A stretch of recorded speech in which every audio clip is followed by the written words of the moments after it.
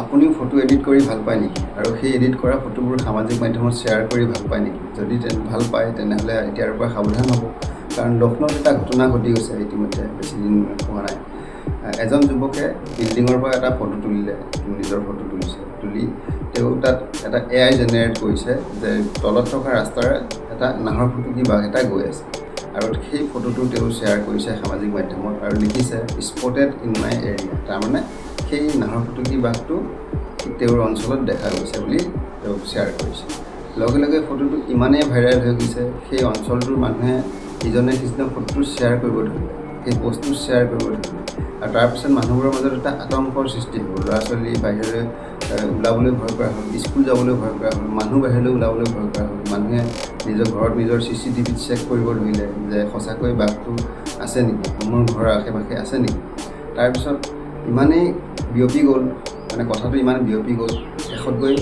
পুলিচক খবৰ দিলে তাৰপিছত পুলিচে আহি সকলো CCTV চেক কৰিলে যে বাঘটো আছে নেকি তাৰপিছত পুলিচে ভালদৰে চালে যে এইটো AI জেনেৰেটেড ফটো হয় মানে ফেক ফটো ঠিক আছে গতিকে তাৰপিছত পুলিচে সেই যুৱকজনক এৰেষ্ট কৰিলে এতিয়া যুৱকজন জেলত আছে গতিকে আপোনালোকেও সাৱধান হৈ যাব আমিও প্ৰায় দেখি থাকোঁ আমাৰ অসমৰ কিছুমান মানুহে ফেচবুকতে হওক বা ইনষ্টাগ্ৰামতে হওক সামাজিক মাধ্যমবোৰত ডিঙিত এডাল সাপ মেৰিয়াই ফটো দিছে ওচৰতে বাঘৰ পোৱালি এটা লৈ ফটো দি আছে কেইদিনমান পূৰ্বে আমাৰ জুবিনদাৰ মৃত্যুৰ ঘটনাটোৰ লগত জড়িত শ্যামকানু মহন্তৰ এখন হাঁহি থকা ফটো ভাইৰেল হৈছিল সামাজিক মাধ্যমত আৰু এইটো লৈ আমাৰ মুখ্যমন্ত্ৰী ডাঙৰীয়াই এটা সাৱধানবাণী এটাও দিছিল বা তেওঁ লাইভত আহি সাৱধানো কৰি দিছিল যে এনেকুৱা ধৰণৰ ফটো শ্বেয়াৰ নকৰিব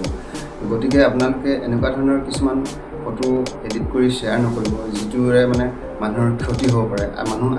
আতংকিত হ'ব পাৰে মানুহে ভয় খাব পাৰে গতিকে এনেকুৱা ফেক ফটোবোৰ শ্বেয়াৰ আপোনালোকে নকৰিব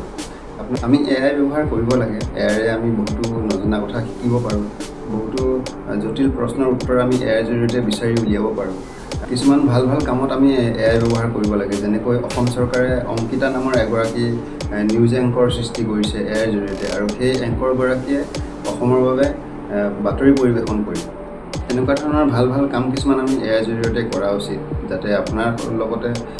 সকলোৰে ভাল হয়